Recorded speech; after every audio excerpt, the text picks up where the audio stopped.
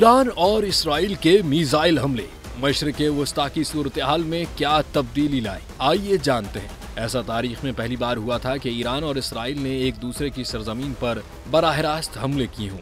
और अगर सोचा जाए तो ईरान और इसराइल एक बराह रास्त जंग के करीब पहुंच चुके थे। लेकिन माहिरीन के ख्याल में अब ईरान और इसराइल ने ये सबक सीख लिया है कि कशीदगी बढ़ाने का कोई फायदा नहीं। इस तमाम सूरत हाल में मशरिक़ वस्ता के ममालिक ने क्या हिकमत अमली अपनाई, इस बारे में माहिरीन का कहना है कि ईरान के हमले की पेशगी इत्तला के बाद मशरिक़ वस्ता के चंद ममालिक ने, जिनमें सऊदी अरब और उर्दन शामिल हैं, उन्होंने खित्ते में जंग बढ़ने के खतरे को रोकने के लिए इसराइल का साथ दिया। ये भी समझा जाता है कि सऊदी अरब ने अमेरिका को कुछ मालूमात दी और यमन में ईरान के हामी गिरोहों की तरफ से किसी भी मुमकिन खतरे की निगरानी की, जबकि दूसरी जानिब उर्दन की तरफ से यह एतराफ़ किया गया है कि उन्होंने अपने दिफा और खुद मुख्तारी का तहफ़्फ़ुज़ करने के लिए ईरानी ड्रोन मार गिराए थे।